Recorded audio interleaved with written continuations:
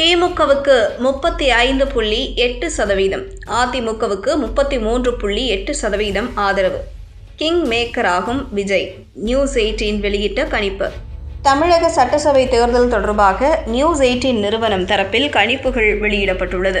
அதன்படி திமுகவுக்கு 35.8% ஆதரவு இருப்பதாகவும், அதிமுக கூட்டணிக்கு 33.8% ஆதரவு இருப்பதாகவும், விஜயின் தாவேக்காவுக்கு 19.2% ஆதரவு இருப்பதாகவும் தெரிவிக்கப்பட்டுள்ளது.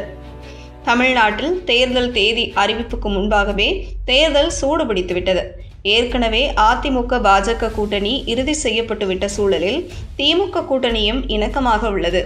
அதேபோல் விஜயின் தாவேக்காவுக்கு இளைஞர்கள் மற்றும் பெண்களின் ஆதரவு அதிக அளவில் உள்ளது. கரூர் சம்பவத்திற்கு பின் தாவேக்காவுக்கு பின்னடைவு ஏற்பட்டாலும் மீண்டும் உற்சாகத்துடன் அக்கட்சியினர் பணிகளை தொடங்கியுள்ளனர். மறுமுனையில் சீமான் நாம் தமிழர் கட்சியின் வேட்பாளர்களை அறிவித்து வருகிறார். இந்த மாதத்தில் திருச்சியில் நடக்கும் நாதக மாநாட்டில் 234 தொகுதிகளுக்கான வேட்பாளர்களையும் அறிவிக்க உள்ளதாக தெரிவித்துள்ளார். இதனால் தமிழ்நாட்டில் 4 முனை போட்டி நிலவும் என்று எதிர்பார்க்கப்படுகிறது. இந்த நிலையில் நியூஸ்18 நிறுவனம் தரப்பில் கருத்து கணிப்பு ஒன்று வெளியிடப்பட்டுள்ளது.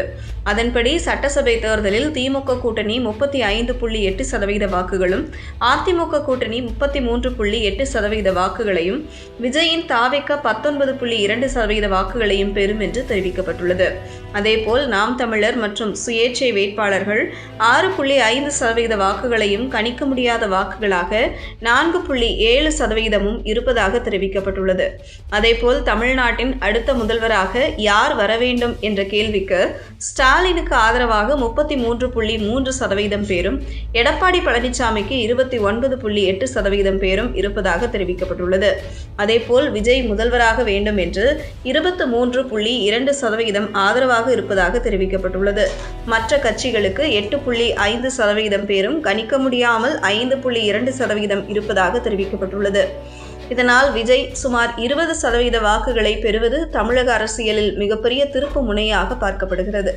சட்டசபை தேர்தலுக்கான பிரச்சாரம் இன்னும் தொடங்கப்படாத சூழலில் கருத்து கணிப்புகள் பலரையும் திரும்பி பார்க்க வைத்துள்ளது. இன்னும் தேர்தல் அறிக்கை, வேட்பாளர்கள் அறிமுகம், பிரச்சாரம் ஆகியவற்றில் யார் முந்துகிறார்கள் என்ற எதிர்பார்ப்பும் அதிகரித்துள்ளது.